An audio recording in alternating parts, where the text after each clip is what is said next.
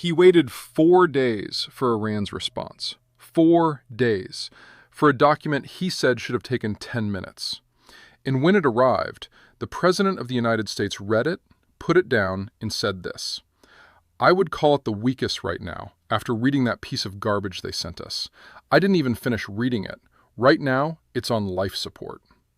That was Monday, May 11th, 2026, spoken in the Oval Office, confirmed by PBS NewsHour, NPR, NBC News, CBS News, and Fortune.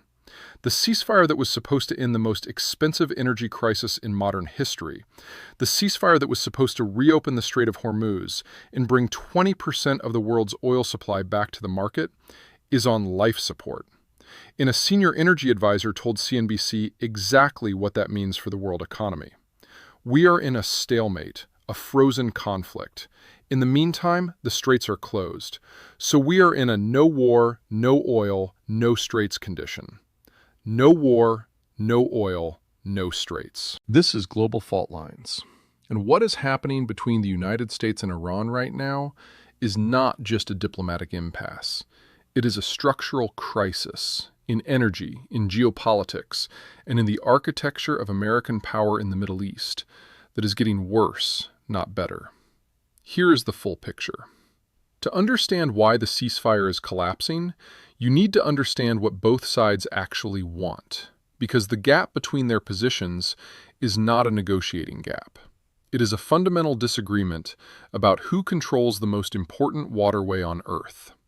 The United States launched its war on Iran on February 28, 2026, alongside Israel. The stated American objectives were three: end Iran's nuclear weapons program, reduce Iran's missile capabilities, and force Iran to stop supporting regional proxies like Hezbollah. Iran's response was to close the Strait of Hormuz. A ceasefire took effect in early April, fragile from the beginning, violated repeatedly by both sides, and dependent on negotiations that have now collapsed. Here is what the United States is demanding from Iran, according to Trump's own public statements. Iran cannot have a nuclear weapon. Iran must hand over its stockpile of highly enriched uranium, currently approximately 440 kilograms enriched to 60% purity, to the United States. Trump said those were the main conditions, plus, in his words, a couple of other minor things. Here is what Iran sent back. According to Iranian state television, and confirmed by multiple Western news outlets, Iran's counterproposal demanded an end to the war on all fronts, lifting of U.S. sanctions on the sale of Iranian oil, lifting of the American blockade on Iranian ports, unfreezing of Iranian assets held abroad, war reparations from the United States, and recognition of Iran's sovereignty and control over the Strait of Hormuz. Iran's foreign ministry spokesman Esmail Baghai said Monday, "We did not demand any concessions. The only thing we demanded was Iran's legitimate rights." That is the gap. America says, give up your nuclear program and your enriched uranium. Iran says, recognize our right to the strait, lift all sanctions, pay us reparations, and end all regional wars. Those are not positions that split the difference at a negotiating table.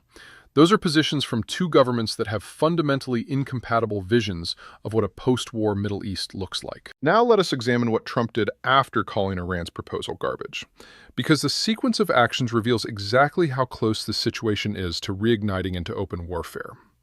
On Sunday, May 10th, Trump went on social media and called Iran's response totally unacceptable. On Monday, speaking to reporters in the Oval Office, he escalated that to garbage and life support. The White House announced a new round of sanctions against Iran immediately after rejecting the proposal. Trump said he would meet with his top military commanders to discuss next steps, a deliberate and public signal that military options were being put back on the table. Trump also revealed something that changes the entire diplomatic picture.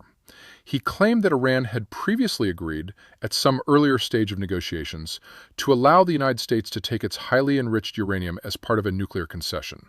And then, according to Trump, Iran went back on that agreement. If accurate, and Trump's public statements are the only source for this specific claim, it means the two sides were once close enough to an agreement that specific terms had been discussed and tentatively accepted. And then that agreement fell apart. Trump said, "They agree with us, and then they take it back."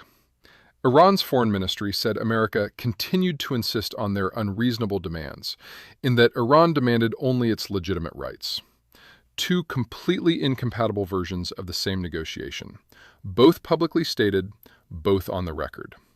And Brent crude sitting at $104 per barrel as a backdrop to all of it.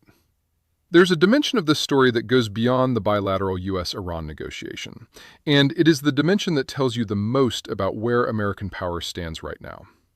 The House of Representatives voted on a war powers resolution that would have forced Trump to end hostilities against Iran without congressional authorization. The vote was 212 to 212, a deadlock. The resolution failed. Think about what that number means. A resolution to stop a war, supported by enough members of Congress to tie the vote completely, failed to pass only because it could not achieve a simple majority. The American legislature was split exactly in half on whether the President of the United States has the legal authority to continue the war he is fighting. Trump abandoned Project Freedom, the plan for American military vessels to escort merchant ships through the Strait of Hormuz. That plan lasted days before being quietly dropped. U.S. destroyers have been exchanging fire with Iranian forces repeatedly. The Navy describes each exchange as self-defense strikes. The White House insists these exchanges do not constitute an end to the ceasefire.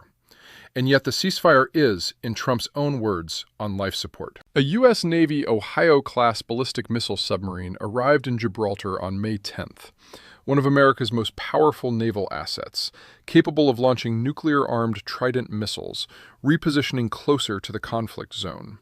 And while the diplomatic track collapses, Iran is executing people.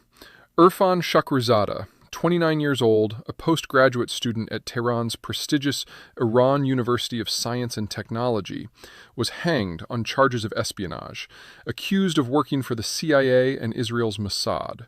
Iran Human Rights documented that he was held in solitary confinement, subjected to torture, and forced to give false confessions. He was executed during the ceasefire. A government executing its own elite students during a ceasefire is a government that is not behaving like a government preparing for peace. Now let us address the strategic picture, because this is what Global Fault Lines is here to provide. The ceasefire between the United States and Iran is not simply on life support as a diplomatic process. It is on life support as a concept. The two sides do not agree on what ended, what paused, or what the terms of any future arrangement would look like.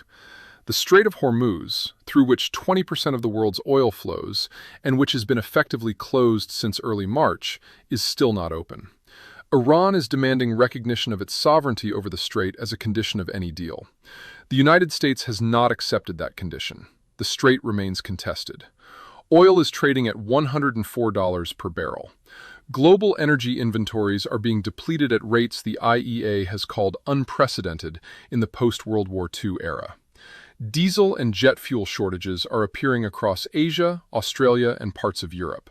And the two governments whose agreement is needed to resolve the crisis are publicly calling each other's proposals garbage and one-sided and unreasonable, while their military forces exchange fire in the same waterway. What the senior energy advisor told CNBC is the most accurate description of what we are actually in. A stalemate, a frozen conflict. No war, no oil, no straits. The question that every government, every energy company, every financial institution, and every citizen paying energy prices is now asking is, what breaks the stalemate? Trump said a diplomatic solution is very possible. He also called Iranian leaders very dishonorable people. He is meeting with military commanders to discuss next steps, while simultaneously saying he wants a deal. Iran says it demanded only its legitimate rights. It is also executing students and refusing to hand over enriched uranium that brings it to within technical striking distance of a nuclear weapon. Neither side has a clean exit. Neither side has demonstrated the political will to make the concessions that a real agreement would require. And the longer the stalemate holds, the deeper the global economic damage becomes. This is not a war that ended in early April. This is a war that paused, incompletely, with no agreed terms, and that is now visibly straining toward resumption. This is Global Fault Lines. We track the forces shaping the world, not just the headlines, but what the headlines reveal about where this conflict is actually heading. The ceasefire is on life support. The strait is still closed. Oil is at $104. The House of Representatives deadlocked on whether the war is even legal, and both governments are publicly telling the world they cannot accept each other's terms. That is not life support. That is the sound of a ceasefire dying. And what comes after a dying ceasefire is not peace. If today's analysis gave you a clearer picture of what is coming, share it. Subscribe. Come back. This is Global Fault Lines. See beyond the headlines.